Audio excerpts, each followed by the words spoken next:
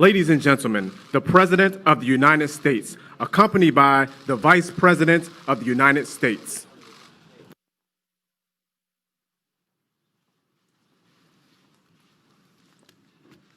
Well, thank you very much. It's a very big day for our country. It's affirmation of all the work we've been doing, really for 3.5 years. This isn't just over the last few months. This is for 3.5 years. And it's a great thing. We were very strong. We had the greatest economy in the history of our country. We had the greatest economy in the history of the world. And that strength let us get through this horrible pandemic, largely through. I think we're doing really well. Vaccines, by the way, I had a meeting yesterday on vaccines. We're doing incredibly well with that. I think you're going to have some very positive surprises. And therapeutics, likewise, we're doing extremely well. Cures, we're doing well. I think those two words really blend in with each other. But tremendous progress is being made on vaccines. In fact, we have ready to go in terms of transportation and logistics. We have over 2 million ready to go if it checks out for safety. And it's also, the nice part is we have 4 companies, I guess you could even say 7 or 8 companies that are doing some similar and some very different on the vaccine front, and some similar and some somewhat different on the therapeutic front. So tremendous progress is being made on that, and I think even without that, and I have to say, even without that, and I don't think you're going to be having to use that in the future, that statement, even without, because I think they're going to have it. But we're going to be back, and we're opening our country, and I hope that the lockdown governors, I don't know why they continue to lock down, because if you look at Georgia, if you look at Florida, if you look at South Carolina, if you look at so many different places that have opened up, I don't want to name all of them, but the ones that are most energetic about opening, they are doing tremendous business, and this is what these numbers are all about. And you have to remember one other thing very importantly. I think it's extremely important for you to remember that many of our states are closed or almost closed. Some of the big ones, New York, New Jersey, they're starting now to get open, I hope. And I hope they also use our National Guard. Call me. We'll be ready for them so fast their heads will spin. We did it in Minnesota. In Minneapolis, we were incredible. They were ripping that place apart. I love it. We had such success there. And they were ripping it apart. And I called the governor, and the National Guard went in, and one night it was over. You don't see the problem in Minnesota now at all, not even a little bit. But we want to get all of this finished. This is a great tribute. What we're announcing today is a tremendous tribute to equality. We're bringing our jobs back. You know, when we had our tremendous numbers, and when we had, just prior to the China plague that floated in, we had numbers the best in history for African American, for Hispanic American, and for Asian American, and for everybody. Best for women, best for people without a diploma, young people without a diploma. I mean, so many different categories. Our numbers were the best in almost every category. We had the most people working in the history of our country, almost 160 million people. We were never even close to that. So we had things that we were doing so well, and then it came in, but we're going to be back there. I think we're going to actually be back higher next year than ever before. And the only thing that can stop us is bad policy. Frankly, left-wing, bad policy of raising taxes and Green New Deals and all of the things that you have been writing about long and hard, that will stop it like you wouldn't believe. And frankly, it's holding it back. If there were no possibility that that can happen, and I like to be an optimistic person, but if we didn't have the possibility of having massively higher taxes like the Democrats want to do, and Green New Deals, which are totally ridiculous, frankly, ridiculous, and I'm a big environmentalist. I believe strongly in taking care of our environment. We have the cleanest air we've ever had, like over the modern era, which, let's say you go back 30 years. We have the cleanest air, the cleanest water we've ever had. We're setting all sorts of really good environmental records. We're very proud of that. But the Green New Deal would kill our country. The Green New Deal would have a devastating effect on the world. And it's not going to happen anyway, because it's impossible for them to do it.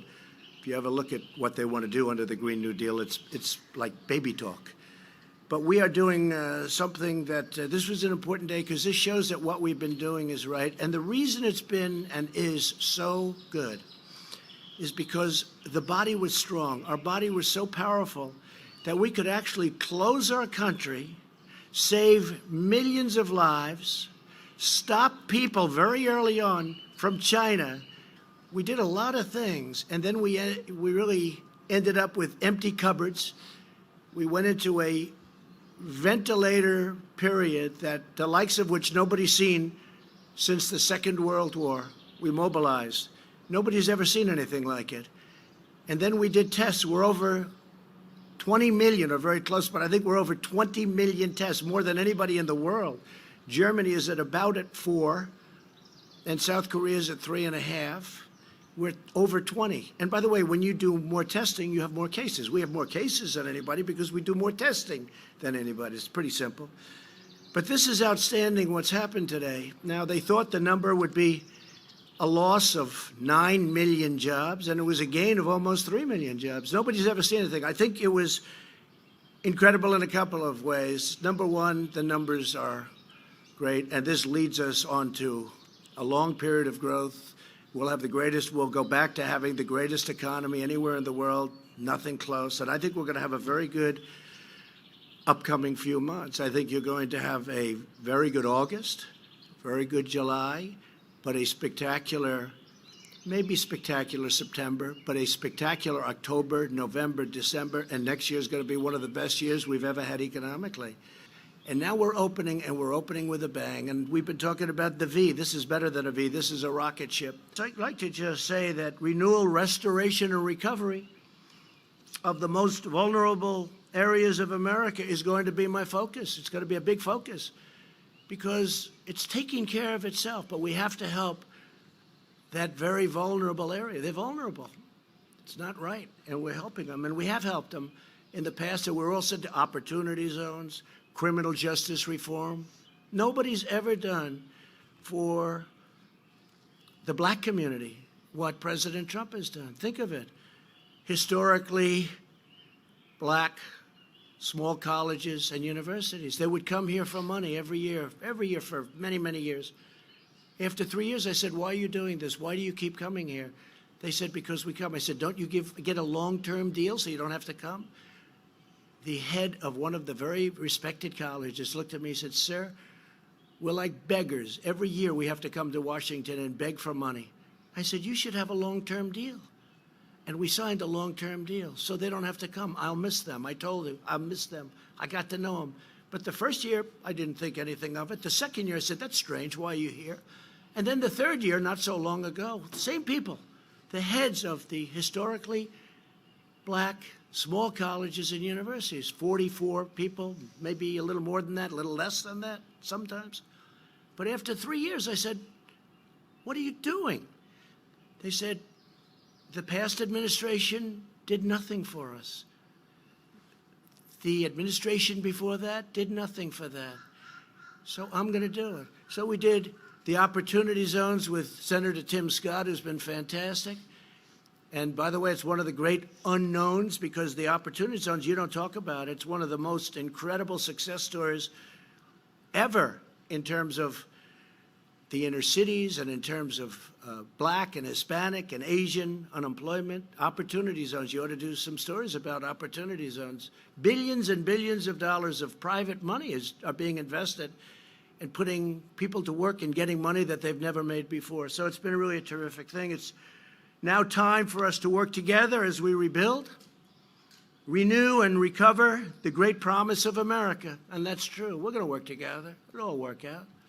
It'll all work out. Some governors may need a little help yet, but I think for the most part they're in good shape. We have fantastic military. We have fantastic National Guard. National Guard was barely used. And these people have done an unbelievable job. They helped the Secret Service at Washington. Secret Service, by the way, are unbelievable. The job they did at the White House is unbelievable. There was never any form of like, oh, gee, this sounds dangerous. All I could see is what I was seeing on television. But they were outside, and the Secret Service was incredible. But we were also helped by the D.C. police, and we were helped by the National Guard. It was unbelievable. They came in, and this was like a piece of cake. And I really am suggesting, because if you look at Minnesota and the great success we had there and other places, I'm suggesting to some of these governors that are too proud in New York, I mean, you see what's going on there. Don't be proud. Get the job done. It's called dominate the streets. You can't let that happen in New York where they're breaking into stores and all of the things. And by the way, hurting many small businesses. You can't let it happen. Equal justice under the law must mean that every American receives equal treatment in every encounter with law enforcement, regardless of race, color, gender, or creed. They have to receive fair treatment from law enforcement. They have to receive it. We all saw what happened last week. We can't let that happen. Hopefully George is looking down right now and saying, there's a great thing that's happening for our country. There's a great day for him. It's a great day for everybody. This is a great day for everybody. This is a great, great day in terms of equality. It's really what our Constitution requires, and it's what our country is all about. I just want to finish by saying, to save the economy, we passed several pieces of critical legislation totaling many trillions of dollars, meaning 3. We're set up to do more if we want. I think we should, because we are dominant. For many years, as a bystander, but somebody that loved government, somebody that loved this country, I would watch and study and see, and just, you know, when I say study, naturally study by watching. But if you go back, China was going to catch us in 2019. And that was like a given. You know, you go back 5 years, 6 years, 7 years. It was always, yeah, China will catch America, catch the United States, and in 2019, and then it'll become the dominant economy. Never happened. It's not going to happen. We dominated them over the last year and a half, 2 years. We took in tens of billions of dollars in tariffs that they paid for. I gave some of that money, just a small fraction, to our farmers, which made them whole, more than whole. That's why they're all in business. Made them more than whole, and it came right out of the tariff money. And the reason we didn't pay is because China devalued their currency, and they paid. Plus, they also put additional money to it. Because if they didn't do that, nobody would have bought their product. We made a great deal because of that. That's the only reason we're able to make a good deal, because of the possibility of tariffs. Because China's taken tremendous advantage of the United States. We helped rebuild China. We gave them $500 billion a year. How stupid are the people that represented our country with China and many other countries? But that's all changing. And it was in the process of changing very big. You know, again, China had a very bad year before the plague. And now I think hopefully they're going to have a great year. I want them to have a great year, but we're going to have better years than they ever had. We have a better system, much better system. We made Americans sure of themselves, and we took care of families. We gave benefits, and we sent $1,200 to every individual making less than $75,000 and $4,000 almost dollars to every family of 4 earning less than $150,000. That's a lot, isn't it? You know, when you think 150, but that's what's happening with our country. If you look at other countries, even countries that you think they're doing well, they don't talk about 150,000 as being median. $150,000. That's tremendous. That's a great tribute to the people of our country. The job surge that we're seeing right now is widespread. Leisure and hospitality added 1.2 million jobs. Construction jobs are up, listen to this, 464,000. Education and health services rose 424,000. Retail trade is up 368,000. And here's the one I like the best. Remember, previous administration, that you need a magic wand for manufacturing. Manufacturing, which we had up to 600,000 jobs prior to the plague, manufacturing rose to 225,000 jobs, up by. So we picked up 225,000 manufacturing jobs. That's very unexpected. Everything Everything that you've seen this morning is unexpected. Even the pros sitting here would understand that, everything. We also smashed expectations on the unemployment rate. The prediction was that the unemployment rate would rise to over 20%, and instead it dropped to around a little more than 13%, slight difference. And this time, the greatest comeback in American history. Today is probably, if you think of it, the greatest comeback in American history. But it's not going to stop here. It's going to keep going because so many places are closed. I was watching our great vice president today being interviewed on CNBC. He did a phenomenal job, and he made a statement. He said, this is not going to stop, and 100%. He's always attributing everything to me, but I'll attribute this statement to him. He said, it's not going to stop because the numbers that you're looking at don't include all of those states that are closed. They haven't even opened yet. We're going to be stronger than we were when we were riding high. And our stock market is it's just short of an all-time high. I've had 144 all-time high stock markets during a 3.5-year period. Nobody's ever come close to that, and we're going to do it again.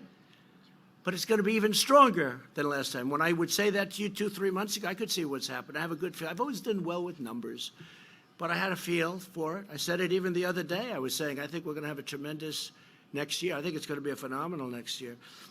I didn't know it would start this quickly. I thought we'd start in August, September, but it started very early.